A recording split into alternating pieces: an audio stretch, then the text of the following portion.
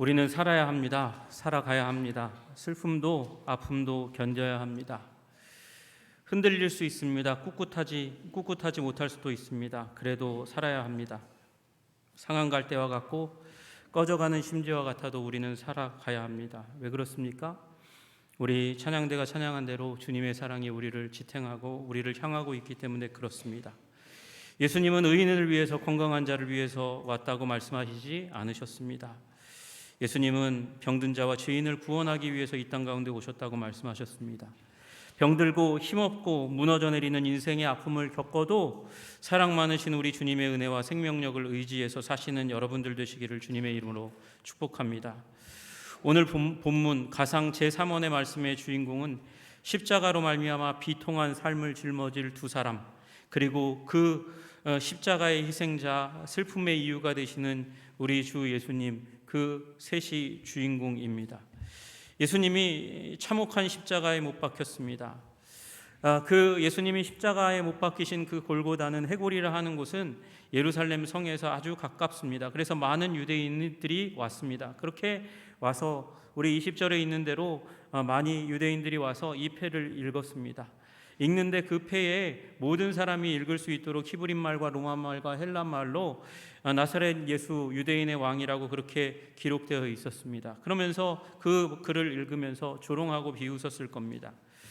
불과 며칠 전에 큰 환호를 받으면서 나귀 타고 예루살렘 성에 입성했다가 그러다가 대제사장의 권위에 대항하다가 나무에 달려 저주를 받고 십자가에 달려 죽고 있는 예수님을 향해서 예루살렘 성의 사람들은 와서 죄패를 잃고 조롱하고 비웃은 것입니다. 그리고 그 조롱의 한복판에서 로마 병사들이 예수님의 옷을 취했습니다. 여러분, 이 지금 요한복음에 나와 있는 이 19장의 예수님의 이야기는 요한의 기억일 뿐임과 동시에 저는 어머니 마리아의 기억이라고 생각합니다. 오랫동안 이 예수님께서 맡기시는 그 마리아 어머니를 요한에게 맡기고 요한에게 맡아달라고 부탁하는 그 이후 요한은 마리아와 함께 거했습니다. 살았습니다. 주님의 어머니와 함께 살았습니다. 그러면서 그 십자가의 기억을 공유했을 거예요. 그래서 이건 단순히 요한의 기억일 뿐만 아니라 어머니의 기억도 같이 담겨 있는 거죠. 그 가운데서 군인들이 예수님을 십자가에 못 박은 다음에 옷을 취합니다. 옷을 취해서 4깃에 나눠 각각 한 깃씩 얻었다, 그렇게 얘기하고 있습니다. 이게 무슨 의미일까요? 예수님의 옷을 한 벌을 4등분으로 찢어가지고 나누어 가졌다, 그것은 아닙니다. 왜냐하면 찢는 순간 옷은 그 기능을 상실합니다. 헝겊 조각밖에는 되지 않습니다. 걸레 조각밖에는 되지 않아요. 이거는요, 겹으로 되어 있는 옷, 여러 벌의 옷을 겹으로 이렇게 입어서 그래서 보온을 유지하는, 또 그것을 벗겨내서 또 너무 더울 때는 더위를 방지하는 그 역할을 하는 여러 겹의 옷입니다. 그 4겹의 옷을 꺼내가지고 분리해서 서로 나누어 가졌다는 것입니다. 이것은 로마 병사들이 형벌을 당하는 사람의 재산을 나누어 갖는 이 관습에 의해서 일어난 일입니다. 그리고 거기서 끝나지 않고 속옷도 취하니 그렇게 되어 있습니다. 이 속옷은 호지 아니하고 위에서부터 통으로 짠 것이니라, 그렇게 되어 있습니다. 여러분, 이게 쉽지 않은 옷입니다. 옷을 이렇게 자세히 설명하고 있는데, 이게 어떤 사람은 이상한 사람들이 있어요. 하여튼 성경 보면서 이상한 얘기하는 사람들이 있습니다. 라엘리안이라고 얘기하는 UFO 믿는 프랑스 사람이 있거든요. 그 사람들은 얘기하는 게 요 옷이 인류에게는 있을 수 없는 옷이라고, 이거 예수님이 외계인의 지원을 받았거나 외계인일 거라고 얘기하는 그런 이상한 근거가 되기도 합니다. 그러나 이건 그런 말씀이 아니에요. 이 말씀은 어머니에게서 온 말입니다. 여러분, 이스라엘에는요, 결혼하지 않은 아들의 옷, 그 속옷을, 호지 아니한 옷을 어머니가 직접 짭니다. 직접 짜 주었어요. 지금 이 구절을 기록할 때는 예수님의 어머니 마리아의 눈물이 담겨져 있는 그 증언을 요한이 쓰고 있는 거예요.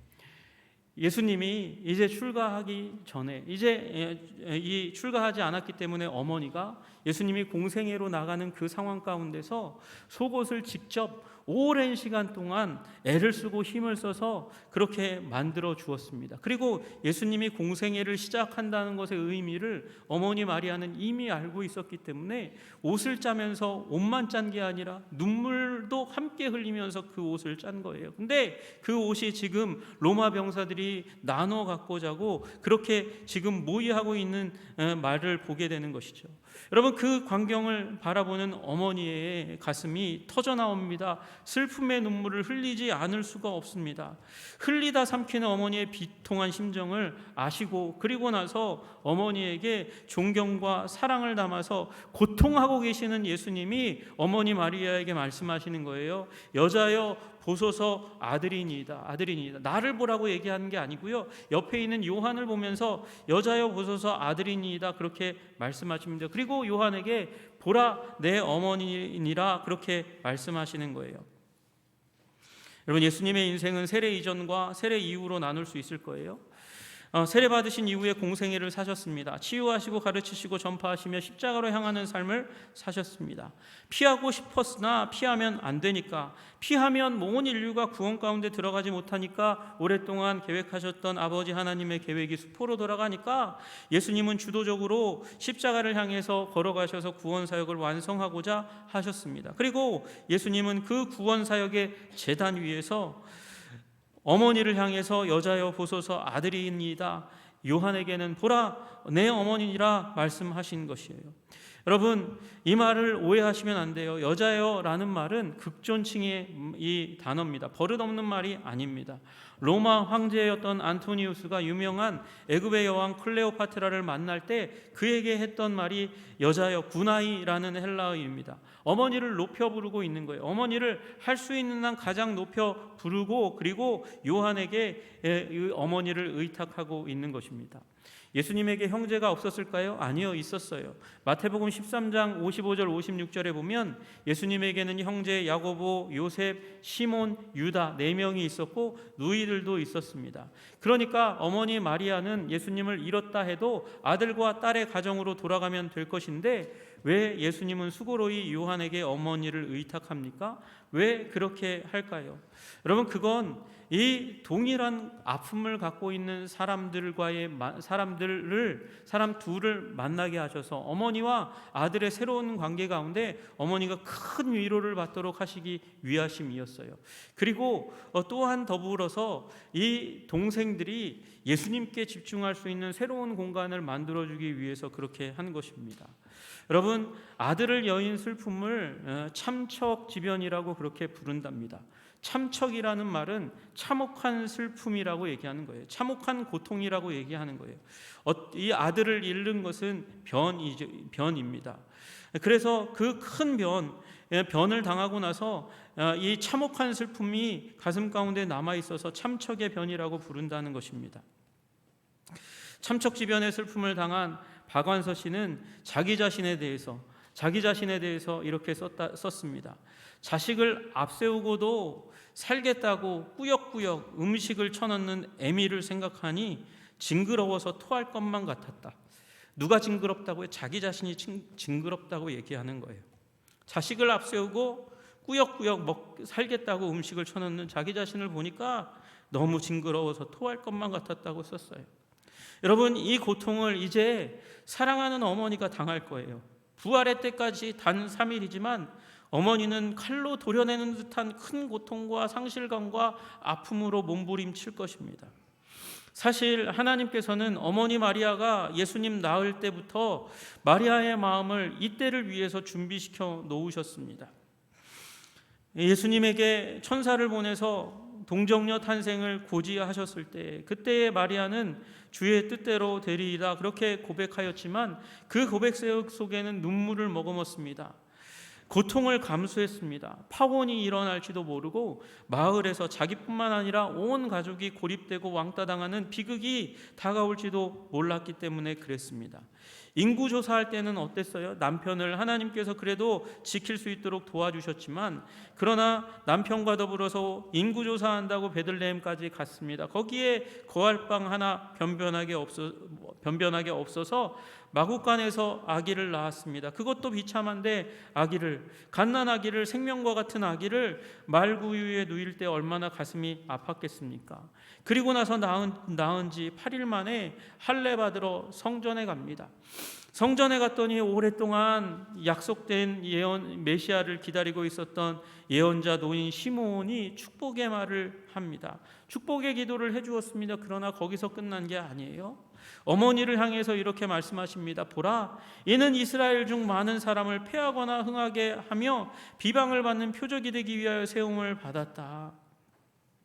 이스라엘 사람들 중에서 어떤 사람은 흥하겠지만 어떤 사람은 패하니까, 그러니까 예수님을 향해서 미움을 가지고 적의를 가지고 그러고 달려드는 일들이 일어나게 될 것입니다. 비방을 받는 표적이 된다는 거예요. 예수님이 비방을, 욕을 듣게 되는 일이 일어나게 될 거라고 그렇게 얘기하는 거예요. 그래서 또 칼이 내 마음을 찌르듯 하리니, 어머니 마리아의 마음을 칼로 찌르듯이 그렇게 고통하고 아파하게 만들 것이라고 얘기하는 것입니다. 여러분, 거기서 슬픔이 끝난 게 아니에요. 이제 아기를 죽이려고 헤롯이 칼을 들었다는 소식을 듣고 산후조리 아직 건강이 회복되지 않았는데 그리고 남편을 의지해서 아기를 품에 안고 멀리 애굽까지 먼 여행을 떠나갑니다. 랍비가 되어서 사역을 시작한 아들을 보니 하나님의 말씀이 이루어질 것 같으니까, 이루어질 거니까, 많은 사람의 멸시와 거부가 다가올 거니까 그 날부터 어머니 뒤쫓아 다니면서 가슴을 치고 아파하며 눈물을 흘리셨을 겁니다. 지금 십자가에 달리신 아들 예수님, 그 예수님의 모습을 바라보면서 어머니는 각별한 슬픔에 휩싸였을 거예요. 어머니가 그 아들을 돌보면서 그 이마에 가장 먼저 사랑의 입맞춤을 입맞추었을 그 이마에는 날카로운 가시가 가득한 면류관이 씌워져 있습니다. 피가 흐르고 있습니다. 사랑하는 어머니의 손을 움켜쥐었을 그 작은 손, 어머니의 눈물 흘러내리는 얼굴을 만졌을 그 예수님의 작았던 손이 지금 십자가에 달려서 큰 못이 꿰뚫려져 있습니다. 아들이 첫 걸음마를 뛸 때 엄마로서 얼마나 감격하고 기뻐했을까요? 그런데 그 발이 십자가에서 지금 못에 꿰뚫려 있습니다. 민족은 온통 등을 돌렸고 따르던 제자들은 다 버렸습니다. 누가 이 어머니의 마음을 헤아릴 수 있겠습니까? 십자가 상에서 예수님의 7마디 말이 우리 사복음서 전체에 7마디 기록되어 있습니다. 그러나 사복음서 어디에도 어머니 마리아의 말씀은 단 한마디도 기록되어 있지 않습니다. 어머니 마리아는 이 십자가 앞에서 온통 침묵으로 가슴이 찢어지는 고통을 감내하고 있습니다. 이제 예수님을 장사 지내고 나면 그간의 모든 아픔이 어머니 마리아에게 다 쏟아져 내릴 것입니다. 견딜 수 있을까요? 예수님이 성전에 남아서 어린 시절 종교 지도자들과 함께 대화할 때 어머니 마리아는 이미 아들을 잃는 아픔을 미리 알았을 겁니다. 이렇게 이미 예견되고 준비되었고 그래서 단련되었다 할지라도 이 슬픔은 너무도 견디기 힘든 것입니다. 이때 누가 어머니를 도와줄 수 있을까요? 예수님의 형제들은 이해할까요?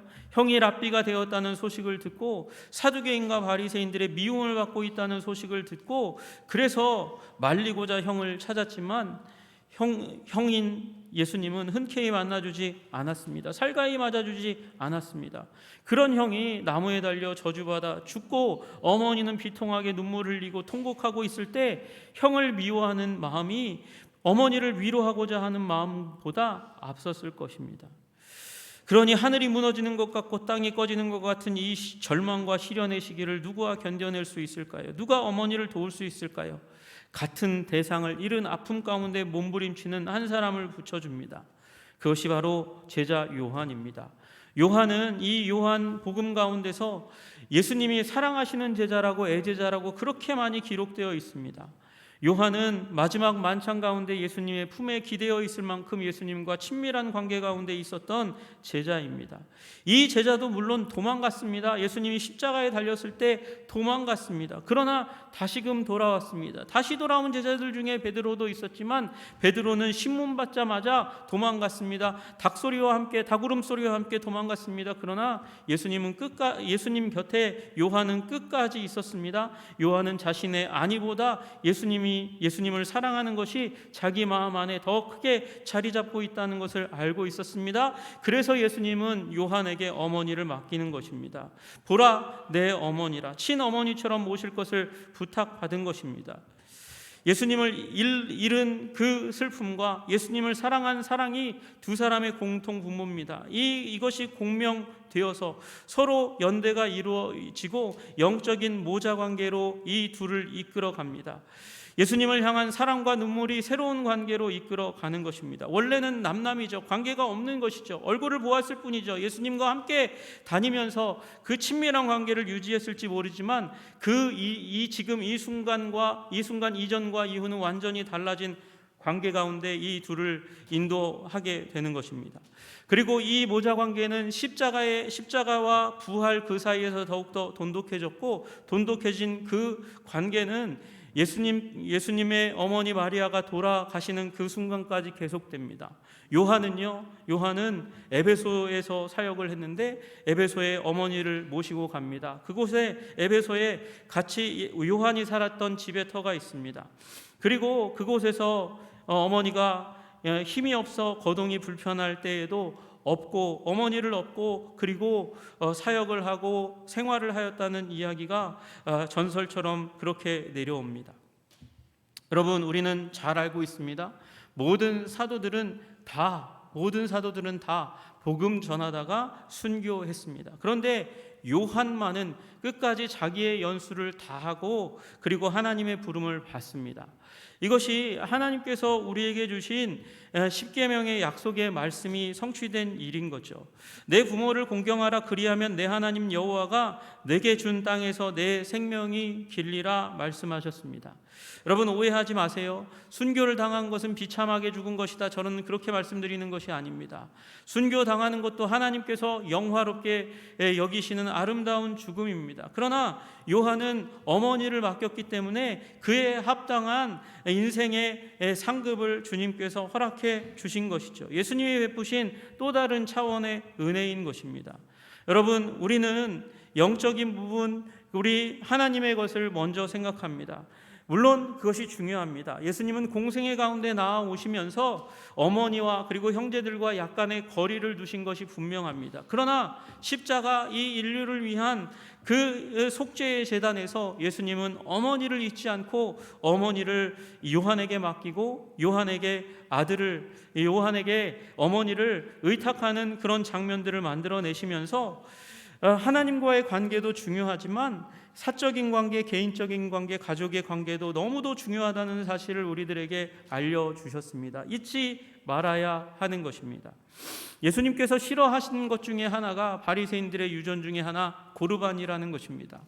여러분, 고르반이라고 하면 너희들이 부모님에게 복양해야 될 그 의무를 가볍게 여기느냐, 무시해도 되는 것으로 여기느냐? 그렇지 않다고 예수님께서 하나님을 향한 헌신을 이유로 부모님을 향한 사랑의 의무를 다하지 못하는 것을 합리화하는 그들을 공격하셨습니다. 하나님은 그런 것을 싫어하십니다. 여러분, 우리의 개인적인 관계, 사적인 관계, 가족의 관계, 그것도 주님께서 지키고 돌봐야 될 그런 자리라고 지금 십자가에서 말씀하시고 계신 것입니다. 여러분, 주님께서 주신 관계 중에서 중요하지 않은 관계는 없는 줄로 믿으시기를 주님의 이름으로 축복합니다. 가족을 지키시기를 주님의 이름으로 축복합니다. 그리고 예수님께서 지금 십자가상에서 요한과 어머니와의 관계를 허락해 주신 것처럼 여러분, 우리 예수 그리스도 안에서 슬픔을 겪고 또 기쁨도 함께 공유하는 영적인 관계도 소중하게 여기시기를 주님의 이름으로 축복합니다. 여러분, 이 두 가지가 우리 삶 가운데 함께 있어야 되고, 그리고 사적인 관계, 개인적인 관계, 가족의 관계조차도 영적으로 덧입혀져서 아름답게 되기를 원하시는 것이 하나님의 계획인 줄로 믿고 여러분, 헌신하시는 여러분들 되시기를 주님의 이름으로 축복합니다. 요한은 그렇게 어머니를 평생에 섬겼습니다. 그리고 요한에게 이 어머니는 짐이었을 게 너무도 분명합니다. 왜 그렇습니까? 여러분, 사도행전에 보시면 요한은 베드로와 함께 성전에 올라가는 장면 하나 나오고요. 그 다음에 이제 복음 전파됐다는 얘기를 듣고 함께 출장 갈 때 2번 나오고 사도행전에 거의 나오지 않습니다. 요한이 거의 그 이름이 언급되지 않습니다. 왜 그랬을까요? 그 이유 중에 하나 추측할 수 있는 게 하나님의 은혜가 부족해서가 아니에요. 요한이 가르칠 수 있는 능력이 부족해서가 아닙니다. 어머니를 복양해야 하기 때문에 어쩌면 요한은 교회 지도자들에 의해서 배려를 받았을지 모릅니다. 배려지만 그러나 요한에게 있어서는 하나님의 사역을 열심을 다해서 헌신해서 그렇게 섬기지 못했던 이유 중에 하나였을 겁니다. 그러나 그 시간이 있었기 때문에 요한은 숙성된 것이죠. 요한은 더욱더 성숙한 존재가 되었습니다. 여러분 아시다시피 마태, 마가, 누가복음이 공관복음입니다. 공관복음 같은 관점으로 보고 있다는 거예요.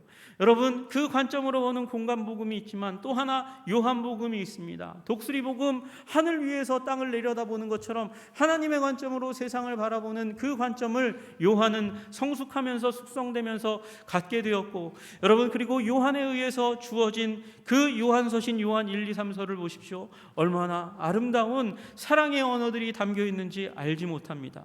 여러분, 그러니까 짐이었는데 그 짐이 은총인 거예요.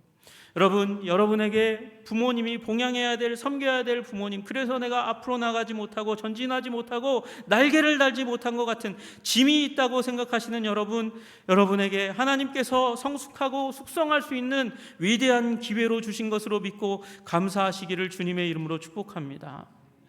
그리고 그 예수님의 형제 자매들은 어떻게 되었습니까?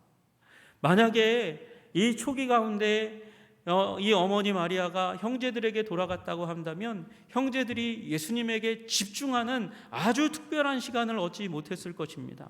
이 형제들 중에 일부는 분명히 오순절날 임하기 전까지 기도하는 무리 가운데 어머니와 함께 같이 있었고 성령을 받았습니다. 예수님이 부활하신 것도 목격했습니다.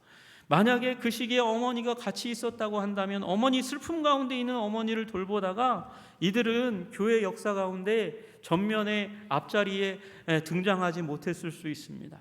그러나 여러분, 이제 베드로가 핍박받고 그리고 이 예루살렘을 떠나기로 결정하고 난 이후에 교회의 지도자가 누가 됩니까? 주의 형제 야고보가 예루살렘 교회의 지도자가 되는 것을 보게 됩니다. 그를 통하여 야고보서가 저작됩니다. 그의 동생이었던 유다도 초대교회 가운데 지도자가 되었음이 너무도 분명합니다. 왜 그렇습니까? 우리가 잘 읽지 않지만 우리 신약 성경의 유다서, 딱 한 장으로 기록되어 있는 유다서, 예수님의 형제였던 유다가 저작한 것입니다. 예수님께서는 하나님이셨기 때문에 하나님의 한 수, 신의 한 수를 두신 거예요. 요한에게 어머니를 맡김으로 말미암아 육체적인 관계를 더욱더 뛰어넘은 영적인 관계가 우리 가운데 예수님의 십자가 보혈을 통해서 이루어질 수 있다는 것을 말씀하시는 것입니다. 여러분, 그러므로 교회 안에서 여러분 육체적인 관계를 뛰어넘는 영적인 형제자매 관계를 형성하시기를 주님의 이름으로 축복합니다. 여러분, 부모와 자녀와 같은 관계도 여러분 교회 안에서 믿음으로 슬픔을 나누고 기쁨을 나누면서 형성하시기를 주님의 이름으로 축복합니다. 또한 여러분의 육신의 자녀와 형제 자매를 가슴 가운데 품고 기도하심으로 말미암아 예수님께서 우리 형제들을, 이 오해하고 형을 미워했던 형제들을 변화시키셨던 것처럼 여러분 우리들도 또한 우리 육신의 형제 자매들을 마음 가운데 품고 변화시키는 하나님의 사람들이 다 되시기를 주님의 이름으로 축복합니다. 하나님 관계 안에서 중요하지 않은 관계는 아무것도 없습니다. 기묘자라 모사라 전능하신 하나님께서 원더풀한 놀라운 일들을 우리 가운데 일으켜 주실 줄로 믿습니다. 우리 하나님은 모사의 하나님이십니다. 완전한 계획을 세우시고 그 계획을 우리의 헌신과 사랑을 통해서 이루시기를 원하시는 하나님이십니다. 그렇게 이 자리 십자가 가상칠언의 삼원 가운데서 어떻게 보면 가장 개인적이고 사소해 보이는 이런 언어이지만 대화이지만 이것을 통해서 교회의 역사의 아름다운 이야기, 가정의 아름다운 이야기를 만드신 예수님을 바라보면서 우리 가정을 바라보고 교회를 바라보고 회복을 꿈꾸고 슬픔이 기쁨이 되고 그리고 영광이 되는 그날을 꿈꾸시는 여러분과 제가 되기를 주님의 이름으로 축복합니다. 기도하겠습니다. 하나님 아버지 감사합니다. 우리 예수 그리스도의 놀라우신 사랑과 은혜를, 특별히 어머니를 향한 사랑을 아버지 다시 한번 점검하게 하시니 감사합니다. 우리도 우리의 가족을 사랑하게 하시고 어머니와 아버지를 사랑하게 하시고 형제 자매를 사랑하는 자들이 되게 하여 주시옵소서. 또한 교회 안에서의 관계를 사랑하여 하나님 주님께서 맺어주시는 그 관계를 통하여 일평생 슬픔을 나누고 또 기쁨을 나누며 굳건하여지는 영적인 가정이 될 수 있도록 주님 도와주옵소서. 예수님 이름 받들어 기도드리옵나이다. 아멘.